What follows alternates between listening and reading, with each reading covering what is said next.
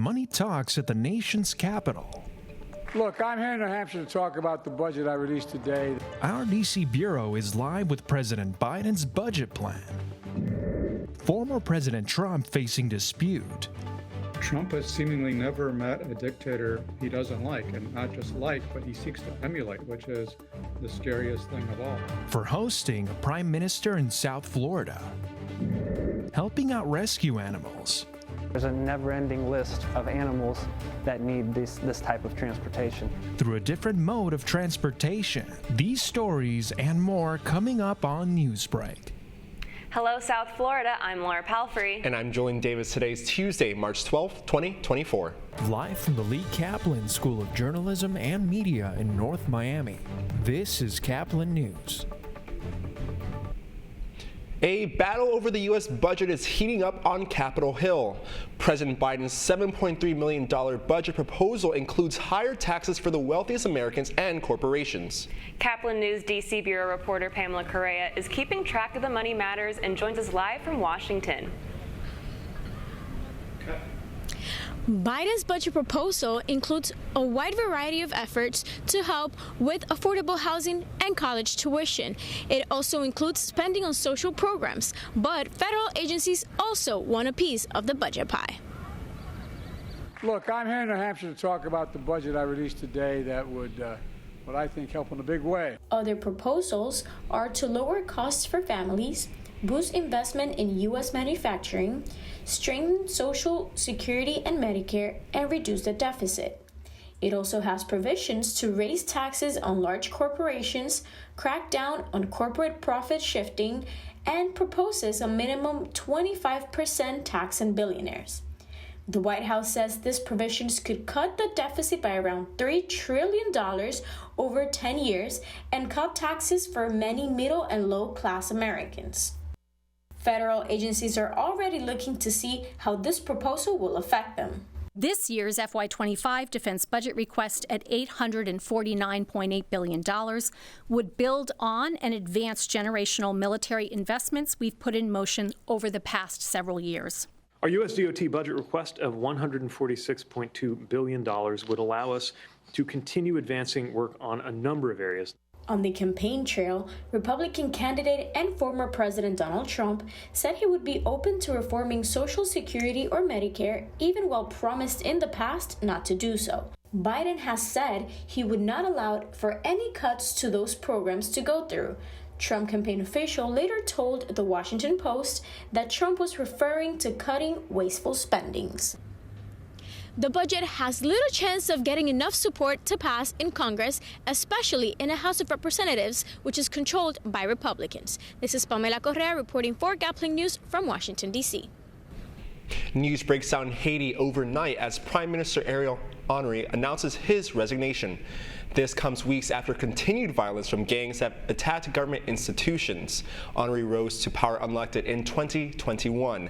He delayed last month's scheduled elections, claiming it was unsafe and further enraging protesters. The country has been under a state of emergency since Sunday.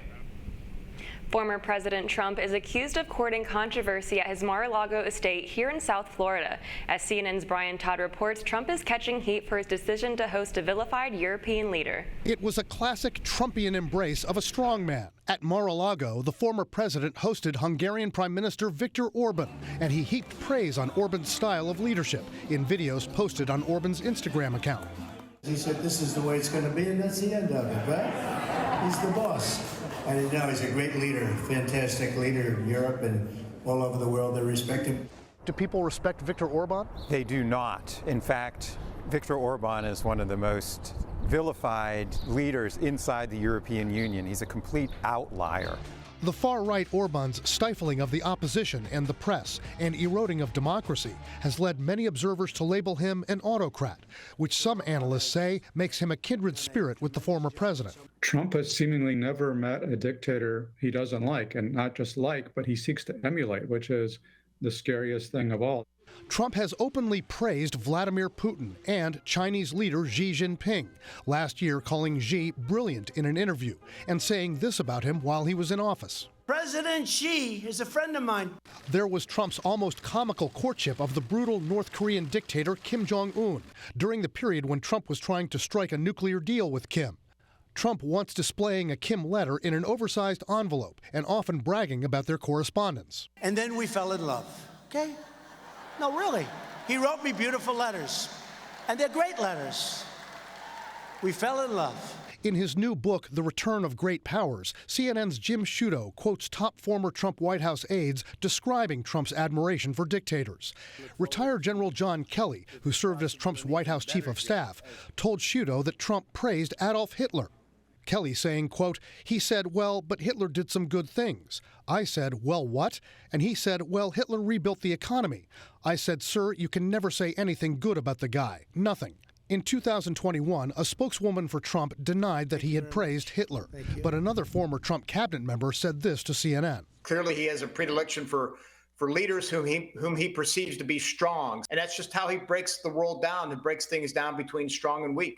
One analyst worries about how Trump, with the endorsement of hardline Republican conservatives, is now campaigning on ideas of establishing almost dictatorial powers in the White House. He fetishizes the strong man, and that's the blueprint: crush the media and establish his own rule over the country. That was CNN's Brian Todd. Some of Trump's critics are concerned that if re-elected, the former president could emulate some dictator-like behavior.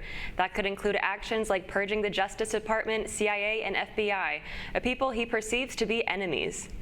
Leaders on Capitol Hill, including at least one from Miami, sound off this morning on a House bill that would take down the social media platform TikTok if it does not split from its parent company. Lawmakers in the House are gearing up for a floor vote tomorrow that could potentially prohibit the use of TikTok in the U.S. TikTok poses a threat to America's security, poses a threat to our children and the future of America.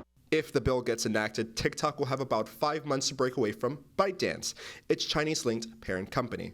We know that people enjoy the platform. We know small businesses use the platform. But having, the Chinese Communist Party have access to data, have the ability to push messages and push propaganda does put our security at risk. However, senators from both parties say they'll like some changes to the legislation. I'm not sure that this is the answer, but if the House passes a bill, look forward to joining that debate and discussion. Well, I still have concerns about naming a specific company in legislation, but it feels like this House bill has momentum. TikTok has called this House bill an attack on users' free speech rights, and CEO So Zi-Chu has been trying to get into contact with U.S. senators. According to a source close to the matter, the ACLU issued a statement saying a potential ban on TikTok would violate the First Amendment rights of millions of Americans. President Biden told reporters on Friday that he supports the bill and will sign it if passed. After staying on the ISS for 6 months, the crew of the SpaceX Dragon capsule have splashed down off the waters of Pensacola. During their over 18-hour journey, the capsule went from a free fall speed of over 350 miles per hour to a soft 16 miles per hour. The crew arrived in high spirits and are now en route to NASA's Johnson Station, where they will reunite with family and friends. Attention Disney lovers, the happiest place on earth is getting bigger. Disneyland in Anaheim, California is planning to spend nearly $2 billion on neighboring streets to expand the park, including a new theme park and hotel areas. The Anaheim City Council is expected to vote on the project next month. A state in the South is taking a gamble on a new way to raise revenue. That's still ahead, and so is this story. There's a never-ending list of animals that need this type of transportation. Flying the friendly skies on behalf of man's best friend. Stick around, we'll be back in 2 minutes.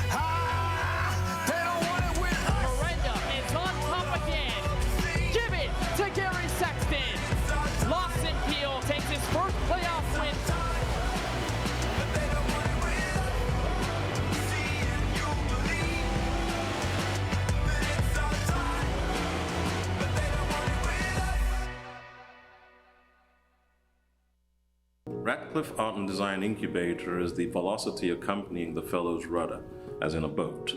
Unless there is movement or action, the planned direction is of little consequence. We encourage the creative ideas into action, and from the experience of doing, we critically assess the feedback, adjust, and set out to rediscover the potentialities of an entrepreneurial mindset.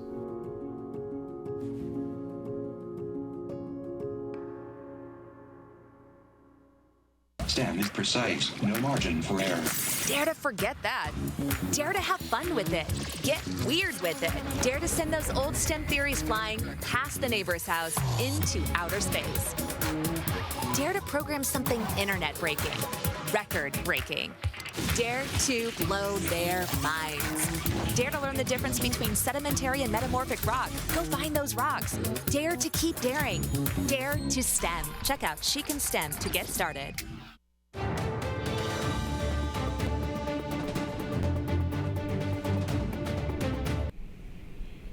Helping out in the skies for pets in need.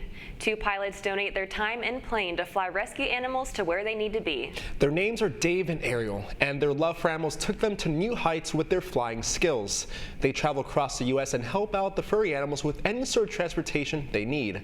But with all the travel and fees, the pilots say it gets expensive to fly. There's a never-ending list of animals that need this type of transportation. A GoFundMe page was created to help out with the costs. The group hopes to start making some of those trips as early as next week.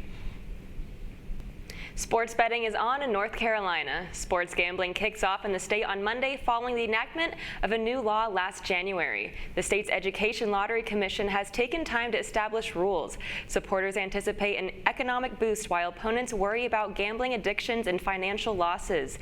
North Carolina is now the 38th state to legalize sports gambling and the 30th to permit mobile gambling. You're watching Newsbreak, and we're coming right back. Next cut.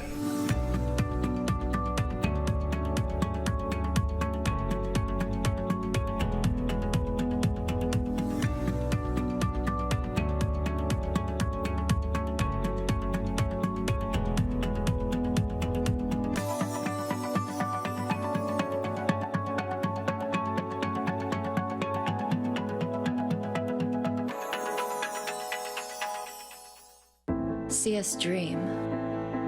See us remember. See us protest. You matter. Your feelings matter. Your identity matters. Everything about who you are matters. See us fight back. See us rebuild. See us shatter stereotypes. See us inspire. See us united. See us now. There are 16 million children struggling with hunger in America. That's 1 in 5 daughters, sons, neighbors, and classmates who don't know where their next meal is coming from. Yet billions of pounds of good food go to waste every year. It's time we do something about it. Feeding America is a nationwide network of food banks that helps provide meals to millions of kids and families in need. Visit feedingamerica.org to help them feed even more. Together, we can solve hunger. Together, we're feeding America.